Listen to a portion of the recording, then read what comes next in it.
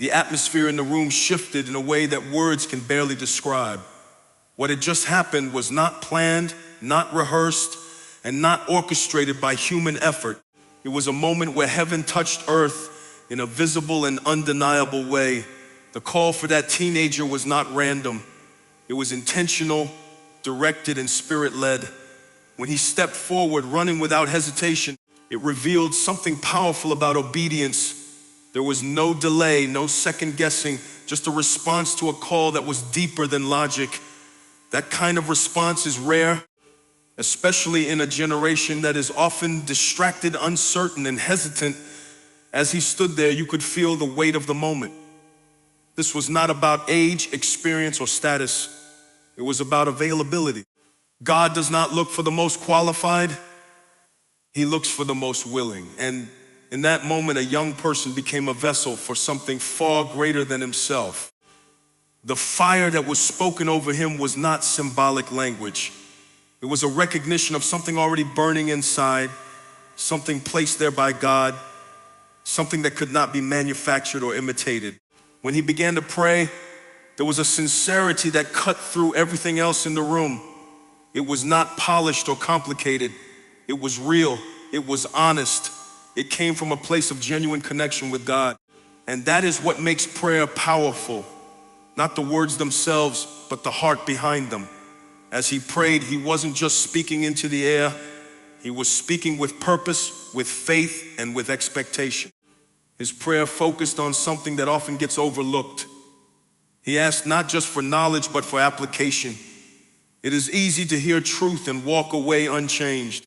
It is easy to sit in a moment like that and feel something, but never allow it to transform daily life. But his prayer was different. He was asking that what was being received in that moment would not stay confined to that space. He was asking that it would go beyond the walls, into schools, into workplaces, into everyday interactions.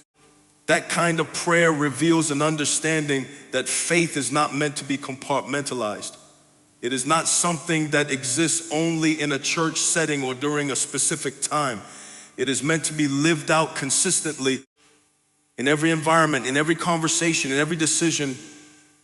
The request that these principles would be carried into places where it is uncomfortable to speak shows a level of courage that comes from the Spirit.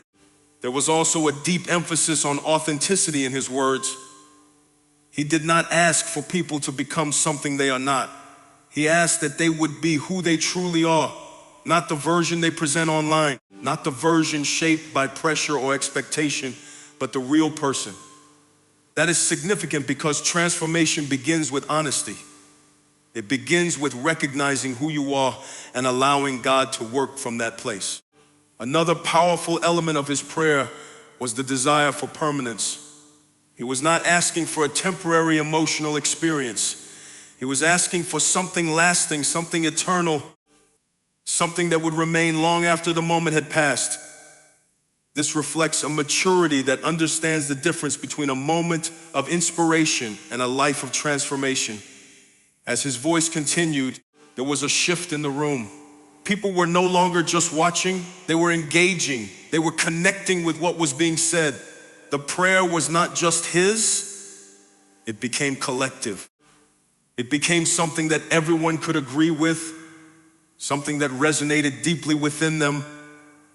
The request for people to become witnesses is central to everything that had been taking place.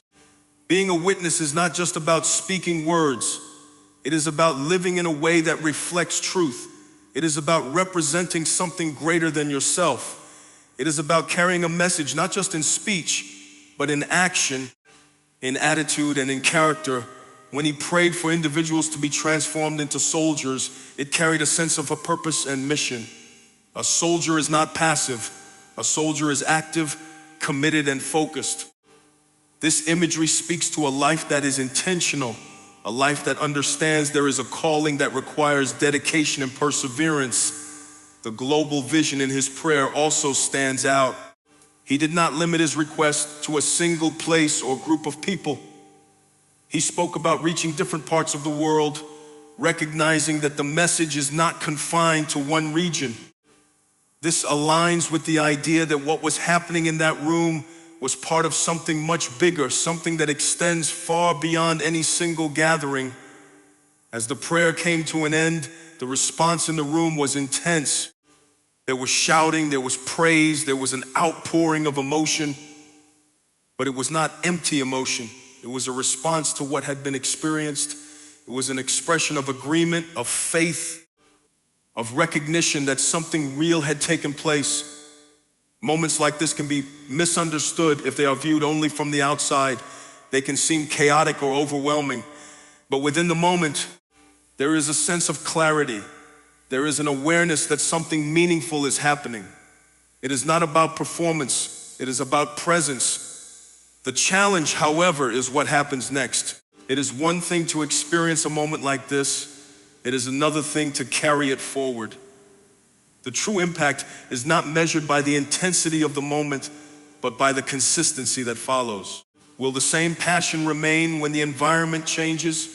Will the same commitment be present when it is no longer easy? This is where the real work begins. The fire that is felt in a moment must be sustained through discipline, through intentionality, and through continued connection with God. It requires choosing daily to live out what was experienced, even when the feelings fade. The scene that unfolded was not just a powerful moment, it was a reminder that God still moves, that He still speaks, that He still calls people, regardless of age or background. It was a reminder that availability matters more than perfection, that willingness opens the door for something greater. The energy in the room did not settle immediately. It lingered like something still moving beneath the surface, something alive that refused to fade quickly. What had just taken place was not something people could easily walk away from unchanged. Even as the music continued and voices lifted in praise, there was a deeper work happening internally. Hearts were being stirred, minds were being awakened, and something was being planted that would take time to fully unfold. Moments like this often create a crossroads. People can either treat it as an emotional experience and move on, or they can recognize it as an invitation into something deeper. The difference is not in what was felt, but in what is done afterward. The atmosphere can inspire, but transformation requires intention. It requires a decision to carry what was received into everyday life. For many in that room, this was a moment of realization. They began to understand that what they had been given was not small or insignificant. It was not just about personal encouragement or temporary motivation. It was about purpose. It was about being entrusted with something that has the power to impact others. That realization can be both exciting and challenging because it comes with responsibility. The idea of being a witness started to take on a new meaning. It was no longer just a phrase or a concept. It became something real and practical. Being a witness means showing up differently in ordinary situations. It means choosing integrity when it would be easier to compromise. It means speaking truth when it would be more comfortable to stay silent. It means living in a way that reflects what has been received, even when no one is watching. As people began to process what had happened, there was also a growing awareness of the obstacles they would face. It is easy to feel bold in a room filled with agreement, but it is much harder to maintain that boldness in environments where there is resistance. Schools, workplaces, social circles, and even families can present challenges. The pressure to conform, to blend in, and to avoid standing out can be strong. But this is where the importance of what happened becomes clear. The power that was experienced was not limited to that space. It was meant to go with them. It was meant to strengthen them in those very situations. The same spirit that moved so powerfully in that moment is the same spirit that provides courage in moments of hesitation, wisdom in moments of confusion, and strength in moments of weakness. There is also a process that follows moments like this. Growth does not happen instantly. It happens over time. It involves learning, adjusting, and sometimes failing and getting back up again. The fire that was felt must be fed. It must be nurtured through consistent practices like prayer, reflection, and intentional living. Without that, it can slowly fade, not because it was not real, but because it was not sustained. Another important aspect is community. No one is meant to walk this journey alone. The people in that room were not just individuals having separate experiences. They were part of a collective. They had the opportunity to support one another, to encourage one another, and to grow together. Community provides accountability, strength, and a reminder that you are not alone in what you are pursuing. At the same time, there's a need for personal ownership. While community is important, each person must take responsibility for their own walk. No one else can make the decisions for them. No one else can live out their purpose. It requires a personal commitment to continue moving forward, even when it is difficult. As the moment continued to unfold, there was also a sense of clarity about identity. People began to see themselves differently, not based on past mistakes, not based on labels or limitations, but based on what had been spoken over them and what they had experienced. That shift in identity is crucial because it influences how a person thinks, acts, and responds to situations. When someone sees themselves as empowered, they begin to act with confidence. When they see themselves as called, they begin to live with purpose. When they understand that they carry something valuable, they begin to treat their lives with intention. This internal shift is often the starting point for external change. There is also an understanding that not everyone will understand or accept this change. Some people may question it, dismiss it, or even criticize it. That is part of the process. Growth often creates tension with environments that prefer familiarity and comfort. But that tension does not mean something is wrong. It often means something is changing. The challenge is to remain consistent, not just in moments of excitement, but in the routine of daily life. Consistency is what turns a moment into a lifestyle. It is what takes something from being temporary to being lasting. It is built through small decisions made over time, decisions that align with what was experienced and what is believed. As the gathering slowly moved toward its close, the visible intensity began to settle, but the internal impact remained. People would leave that place, returning to their normal routines, but they would not be the same. Something had shifted. Something had been awakened. The real test would not be what happened in that room, but what would happen outside of it. Would the same passion carry into conversations with friends? Would the same boldness show up in challenging situations? Would the same commitment remain when it was no longer easy? These questions are not meant to discourage, but to bring awareness. They highlight the importance of intentionality. They remind people that what they experienced is valuable and worth protecting. It is something that can grow, develop, and produce lasting impact if it is nurtured. Now, in the name of Jesus, the atmosphere in the room shifts again, not because of a man, not because of a microphone, not because of music, but because the Spirit of the living God is moving among His people. There is something undeniable happening. Something deeper than emotion, something stronger than hype. It is the presence of God touching hearts in real time. The young man stands there, still breathing heavily from the moment, but something has already changed inside him. This is not performance. This is not pressure. This is divine interruption. God has chosen someone unexpected, someone young, someone willing to remind an entire room that the Spirit does not move based on age, status, or experience. He moves based on surrender. As the prayer ends, there is a silence that follows, but it is not empty. It is full of conviction, full of awareness, full of realization that God is not distant. He is here. And in that moment, many begin to reflect internally. Some are thinking about their own lives, their own silence, their own hesitation to speak about Christ outside of church walls. Because it is easy to shout in a room full of believers. It is easy to lift hands when music is playing. It is easy to say amen when surrounded by agreement. But the real question pressing on hearts in that moment is this: What happens when you leave this room? What happens on Monday morning? What happens when you are surrounded by people who don't believe what you believe? What happens when your faith is no longer comfortable? The Spirit is not just stirring emotion. The Spirit is confronting complacency. There are people in that room who have been silent for too long. People who believe but do not speak. People who feel conviction but ignore it. People who know truth but hide it.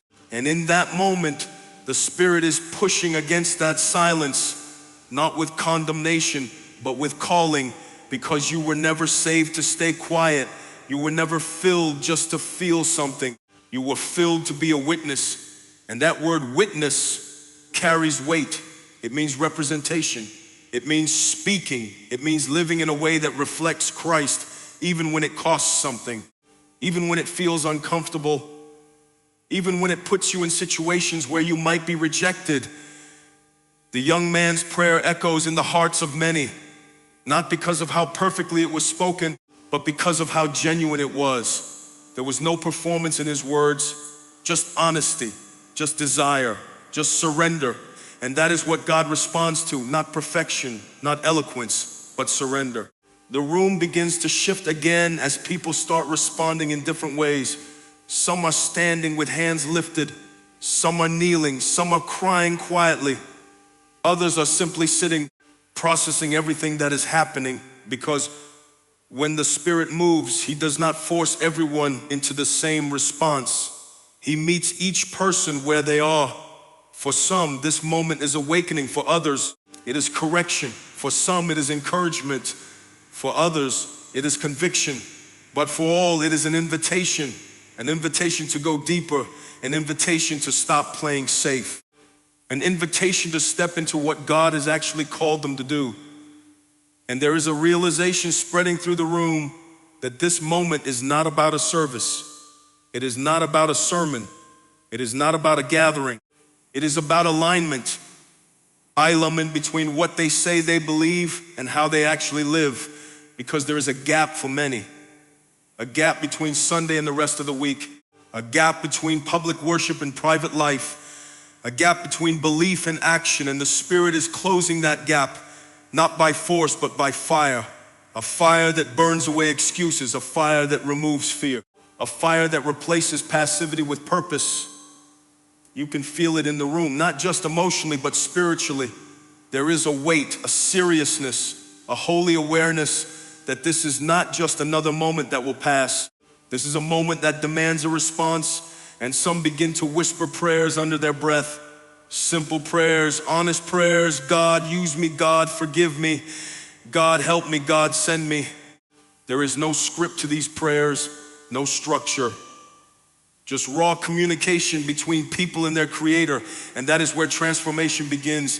Not in performance, not in routine, but in surrender. The music in the background continues softly, but it is no longer the focus.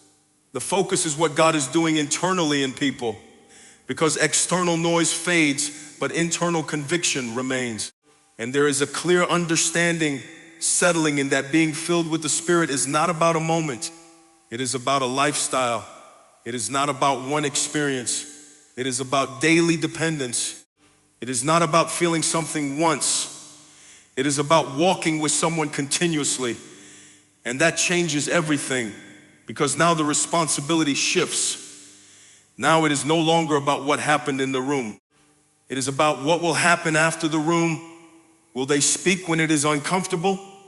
Will they stand when it is unpopular? Will they live differently when it actually matters? Because the true evidence of this moment will not be measured by how loud the room was. It will be measured by how bold their lives become. And that is where the real challenge begins, because boldness is not easy. Faithfulness is not always comfortable. Obedience is not always convenient, but it is always necessary. And the Spirit is not just empowering people to feel strong in a moment. He is empowering them to live differently in reality, to speak truth in a world that resists it, to show love in places where it is lacking, to represent Christ in environments where He is ignored. That is the mission. That is the calling. And that is what this moment is producing, not spectators, but participants, not listeners, but doers, not silent believers, but active witnesses. And as the moment begins to settle, there is still an intensity in the air, but it is more focused now, more grounded. Less about reaction, more about decision, because ultimately every person in that room has a choice to go back to normal or to step into something greater, to return to comfort or to embrace calling to stay silent or to speak. And that decision will define what this moment actually meant. Because moments like this are not rare because God is unwilling. They are rare because people are often unwilling to surrender, unwilling to change, unwilling to step out. But for those who are willing, everything changes. And as the final sounds fade and people begin to slowly transition out of the moment, there is one thing that remains clear. God has moved, not just around them, but within them. The moment shifts from structured preaching into something raw and unscripted, where the atmosphere feels charged and deeply personal. The speaker pauses, almost overwhelmed, sensing something beyond preparation or notes. There is a sudden urgency in his voice, as if he is responding to a prompting in real time rather than following a planned message. He calls out into the crowd, not generally, but specifically, looking for a teenager. The way he speaks carries conviction, not hesitation. It is not a suggestion. It feels like a directive shaped by faith. There is movement in the room. At first, it is scattered, then focused. A young person responds, stepping out from where he was sitting. The call to run is repeated, not out of impatience, but intensity. It signals that this moment matters, that hesitation should be left behind. The congregation begins to react, some with applause, some with anticipation, some simply watching closely. The physical act of moving from the seat to the stage becomes symbolic, representing a step of boldness, obedience, and surrender. When the teenager reaches the front, there is a noticeable shift in tone. The loud urgency settles into something more reverent. The speaker affirms what he senses in the young person: fire, passion, something placed inside him that is meant to be used, not hidden. There is no long introduction or preparation.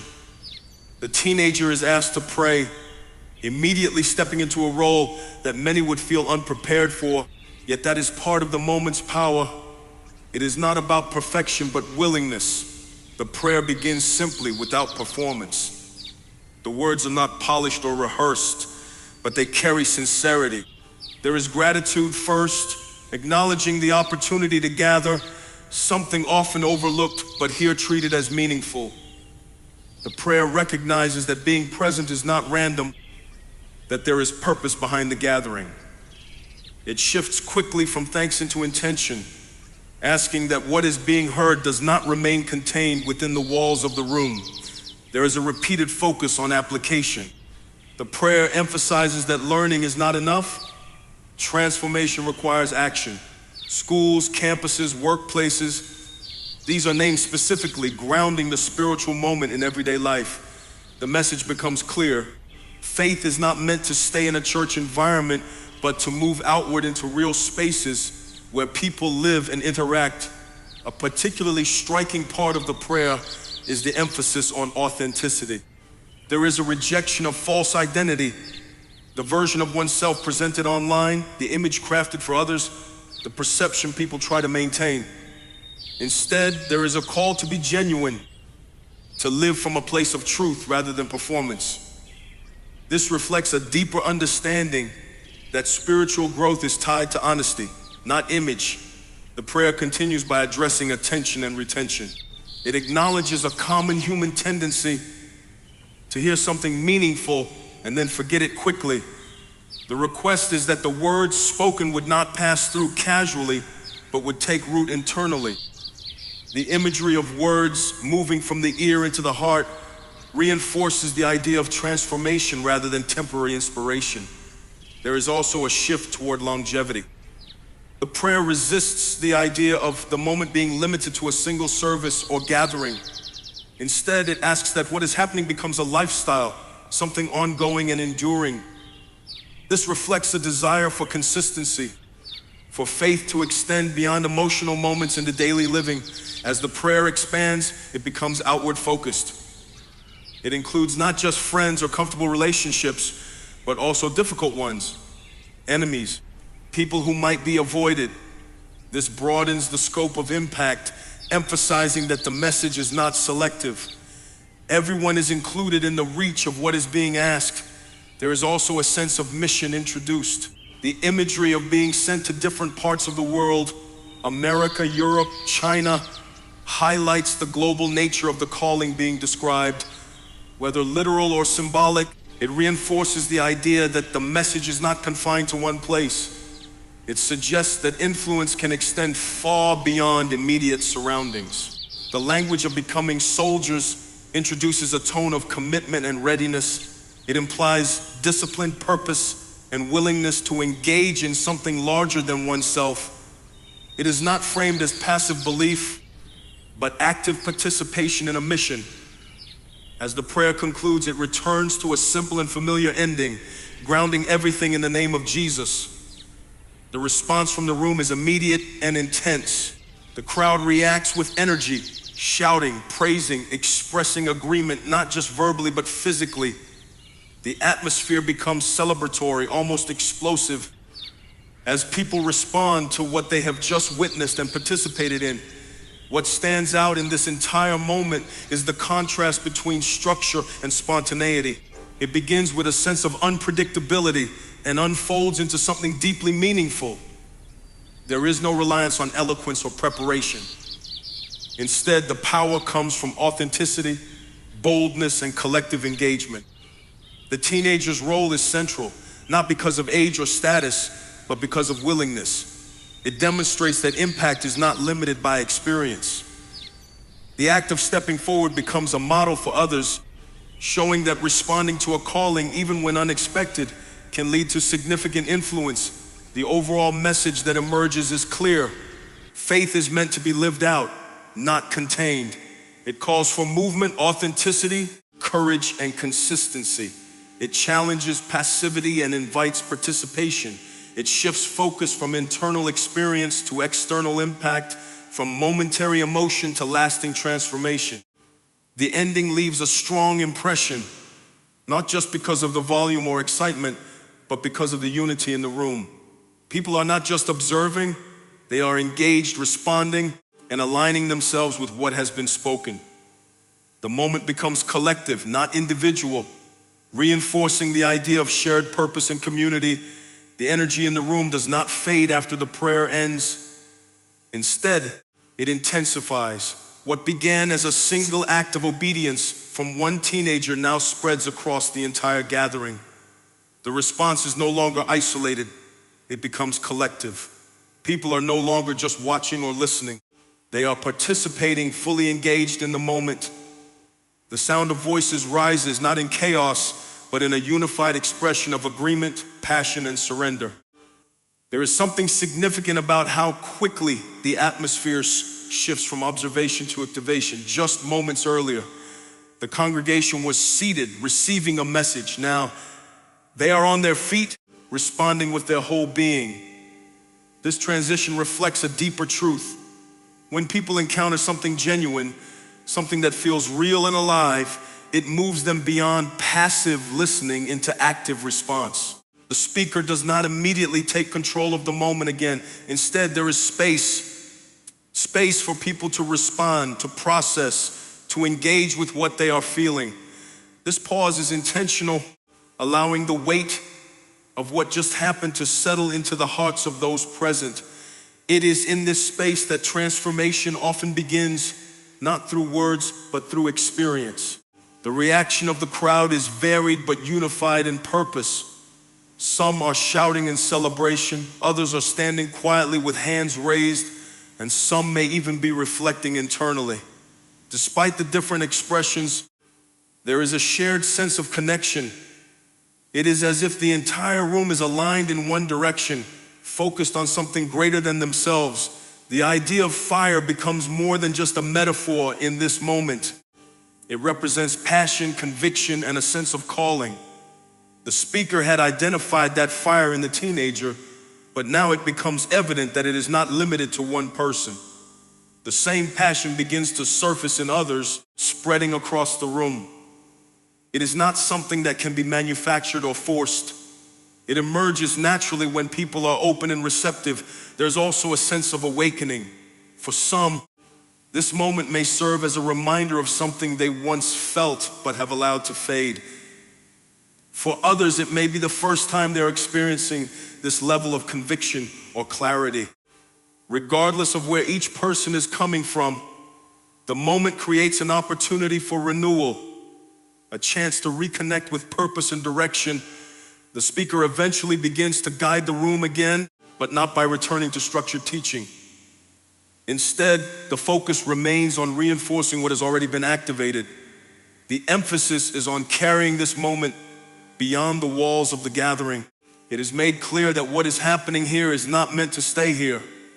The real impact will be seen in what happens next. In homes, schools, workplaces, and communities, there is a challenge embedded in this transition. It is one thing to respond in a room filled with like-minded people. It is another to live out that response in everyday life. The speaker subtly shifts the focus toward this reality, encouraging consistency and courage. The message is not about maintaining a feeling, but about living out a conviction. The role of the individual becomes important again. While the moment is collective, the responsibility is personal. Each person must decide what they will do with what they have experienced. Will it remain a memory, or will it become a turning point? This question lingers, even if it is not explicitly asked. The atmosphere begins to settle, but the intensity does not disappear. Instead, it becomes more focused, more intentional. The outward expressions of energy gradually give way to inward reflection.